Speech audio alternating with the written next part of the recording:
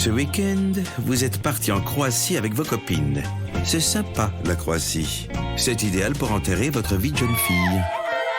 Et vos cordes vocales. La France, l'Europe, le bassin méditerranéen, des 34 € au départ de Paris. Transavia, les destinations qui vous sont chères, moins chères. Voir conditions sur transavia.com. La Fabrique Audio présente La Petite Histoire. www.lafabriqueaudio.com. Aujourd'hui, on va parler d'une maison connue pour être la plus hantée des États-Unis. Une maison avec une architecture improbable. Une maison qui ressemble à un labyrinthe. Une maison dont le nom de famille de la propriétaire ne vous est certainement pas inconnu. Une certaine Madame Sarah Winchester. Vous êtes maintenant ici, et quoi qu'il arrive, vous ne pouvez plus reculer. Bonjour à tous et bienvenue dans un nouvel épisode de La Petite Histoire du Paranormal. Moi, c'est Florent Mounier et c'est Sébastien Girard qui a écrit et réalisé ce podcast de La Petite Histoire produit par La Fabrique Audio. Retrouvez-nous sur le www.lafabriqueaudio.com et sur les réseaux sociaux de La Petite Histoire. Si vous aimez ce podcast, vous souhaitez le soutenir, n'hésitez pas, vous allez donner une petite note et un commentaire à La Petite Histoire sur iTunes, Apple Podcast et sur Spotify. Et aujourd'hui, on parle d'une maison hantée. Et je vais être très honnête, je ne crois pas vraiment aux maisons hantées. Mais par contre, j'aime ces histoires qui font froid dans le dos. Et vu tous les messages que vous nous envoyez régulièrement, j'ai comme l'impression que vous aussi. On prend donc la direction du Connecticut. En septembre 1839, on est aux États-Unis. Et septembre 1839, c'est le mois de naissance de Sarah Lockwood Pardee. Sarah, c'est l'une des 6 enfants de Sarah Burns. Bah oui, je sais, elle porte le prénom de sa maman. Et de Leonard Pardee, un menuisier réputé pour ses chariots. Un menuisier qui a d'ailleurs fait fortune pendant la guerre civile en fournissant des ambulances aux armées de l'Union. Il y a donc de l'argent dans la famille. Et grâce à cet argent, la jeune Sarah, elle bénéficie des meilleures écoles et d'une éducation très raffinée. Et plus tard, après les études, elle va accéder aux soirées mondaines. Et malgré son petit mètre 47, Sarah, elle a un charme fou, au point qu'on la surnomme la Belle de New Haven. Ouais, c'est classe comme surnom. Sarah, elle épouse William Winchester. C'est le fils d'Olivier Winchester. Olivier Winchester, c'est le gouverneur du Connecticut, mais surtout le fabricant de la célèbre carabine, la Winchester. Ouais, ça y est, ce nom vous est revenu maintenant. Ouais, c'est bien le fils de l'inventeur de la carabine à répétition avec lequel elle se marie. Alors la petite famille a tout pour être heureuse. Ils vivent au sein de la haute bourgeoisie. Le couple semble fonctionner à merveille. Et pour leur plus grand bonheur, Sarah est enceinte. La grossesse se passe bien. Sarah, elle accouche. Mais c'est là, à ce moment-là, que tout bascule. En effet, la petite Annie Pardee Winchester naît, mais malheureusement, elle va mourir au bout de 40 jours seulement. Une maladie rare appelée marasme, une forme sévère de malnutrition qui est causée par l'organisme lui-même.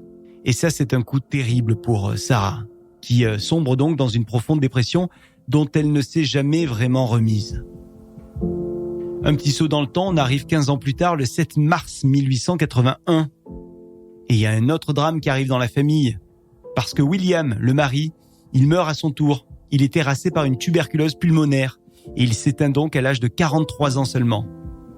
Alors malgré l'immense fortune, estimée quand même à 20 millions de dollars, ainsi que des actions de la compagnie Winchester, léguées par William, Sarah, elle est désespérée. Elle s'en fout de tout ce pognon. On dit bien que l'argent ne fait pas le bonheur et en voici un bel exemple. Un de ses amis, qui la voit totalement dévastée, lui conseille alors de voir un médium. Alors elle l'écoute. Et Sarah se rend donc à Boston, où elle va rencontrer le célèbre médium Adam Kunz. Et c'est parti, la séance de spiritisme commence avec ce médium. Le médium qui dit être en présence de son mari. Le mari qui, selon le médium, aurait un message pour elle. Ils ont pris ma vie et celle de notre fille. Et ils prendront bientôt la tienne. Cette malédiction résulte de l'arme créée par notre famille.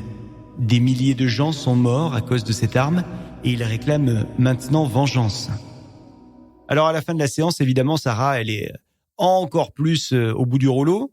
Et du coup, le médium, il conseille à Sarah de voyager pour apaiser son âme. Et les âmes qu'elle traîne avec elle d'ailleurs. Et il lui conseille, le médium, de vendre également sa propriété et de se racheter une autre propriété. Il dit que son mari va la guider pour l'achat de cette propriété, que quand elle trouvera sa nouvelle maison, alors elle le saura. Il lui conseille d'ailleurs de faire un voyage vers l'ouest des États-Unis. Le médium, sur la maison, il lui dit qu'elle doit construire une maison pour elle et pour les esprits morts de l'arme des Winchester. Et il rajoute qu'elle ne devra jamais arrêter la construction de la maison parce que le jour où elle arrête, elle meurt. Il est bien ce médium, hein ? Alors vous vous en doutez, Sarah, elle croit à tout ça. Et donc elle vend très vite sa maison de New Haven. Et elle part en direction de l'ouest et de la Californie. Et elle finit par arriver à Santa Clara. On est en 1884. Et là-bas, elle découvre une maison plutôt grande déjà, 6 pièces. Une maison qui est en cours de construction. Il y a un gars qui est en train de faire cette construction. Elle l'arrête et elle lui demande s'il la vend. Alors au départ, non, je la vends pas la maison. Mais sauf que avec l'insistance de Sarah et surtout avec ce qu'elle lui propose, elle arrive à acheter la maison et elle arrive aussi à acheter le terrain qui va avec la maison. Et Sarah engage donc des artisans locaux pour continuer la construction et sans demander l'avis d'un architecte, les travaux commencent.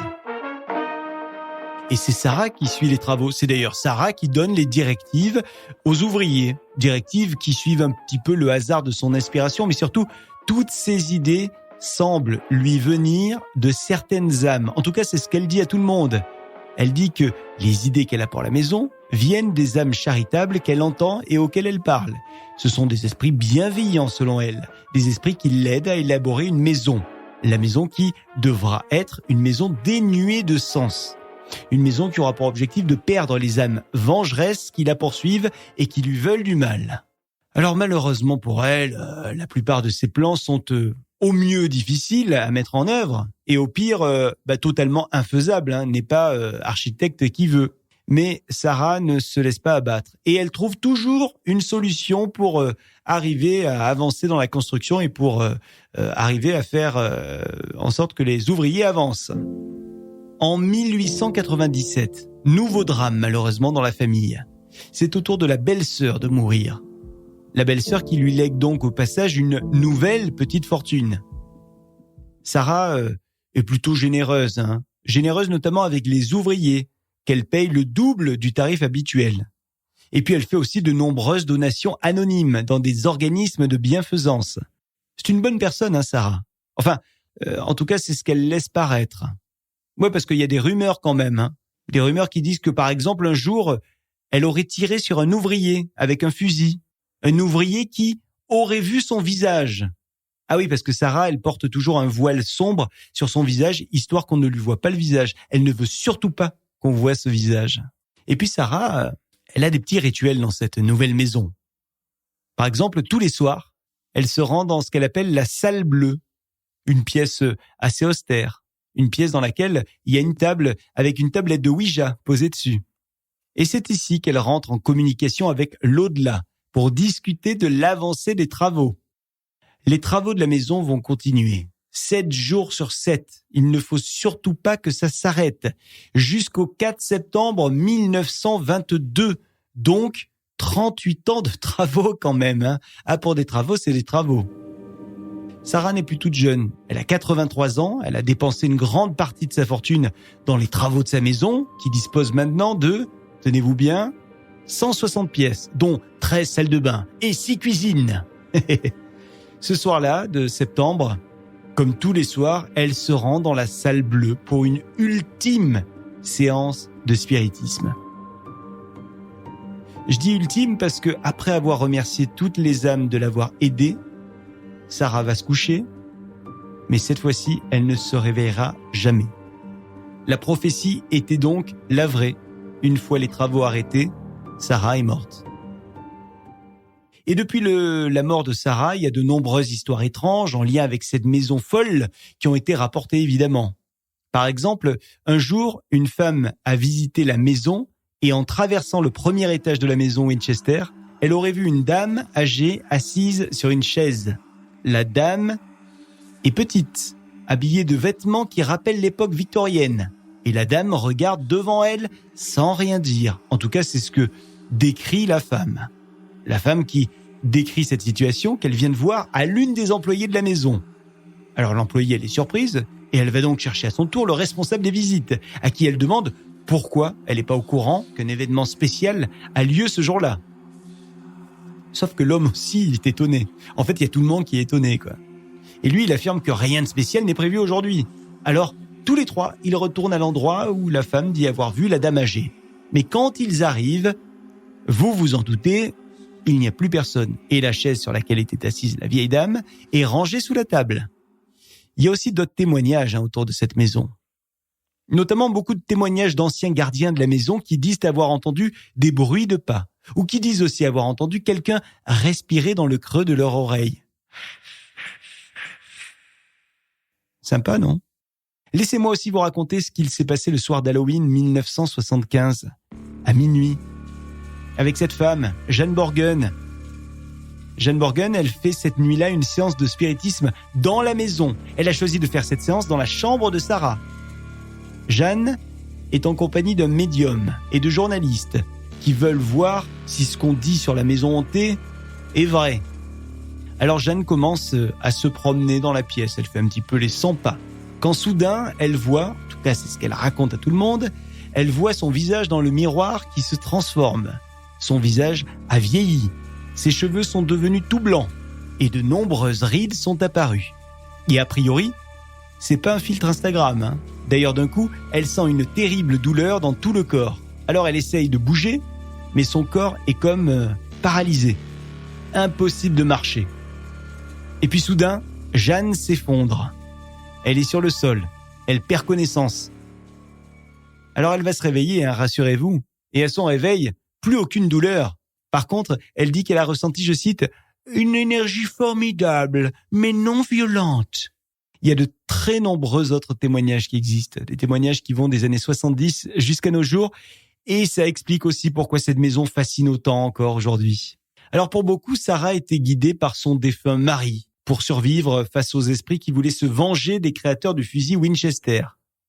Et pour d'autres, Sarah était tout simplement folle. Alors on ne saura jamais non plus pourquoi Sarah voulait faire cette maison sans fin. Quel était le but de cette folle construction ? Est-ce que c'était un délire mégalo ? Est-ce que c'était réellement une manière de survivre face à des âmes en colère ? Est-ce que c'était juste pour que la prophétie ne prenne jamais corps ? Quoi qu'il en soit, si vous souhaitez vous faire votre propre idée, sachez que la maison est aujourd'hui ouverte au public, comme un musée en fait que vous pouvez visiter. Elle est en Californie, donc si jamais vous êtes de passage aux États-Unis, n'hésitez pas à vous y arrêter et plongez-vous dans l'univers de Sarah Lockwood Winchester. Voilà pour cette petite histoire que Sébastien Girard a eu le plaisir d'écrire et que je vous ai narrée. Merci de l'avoir écouté. Si cet épisode vous a plu, la seule chose qu'on vous demande, c'est liker, partager, commenter sur les réseaux sociaux et sur les plateformes de podcast. Et puis abonnez-vous également pour être au courant de chaque sortie de l'épisode. Et nous, on se retrouve dans un mois avec une autre histoire paranormale et dans 15 jours avec une petite histoire normale. Vous avez envie qu'on parle d'un personnage en particulier ? Dites-le nous. contact@lafabriqueaudio.com. La Fabrique Audio présente La Petite Histoire. Vous souhaitez devenir sponsor de ce podcast ? contact@lafabriqueaudio.com. Ah oui, tiens, avant de se quitter, je vous rappelle que la Fabrique Audio crée des contenus audio. On vous accompagne, les marques, les entreprises, les collectivités. Donc, si vous le souhaitez, si vous avez envie d'en savoir plus pour imaginer ensemble un podcast à votre image, n'hésitez pas. contact@lafabriqueaudio.com. La fabrique avec un K. Salut, à très vite.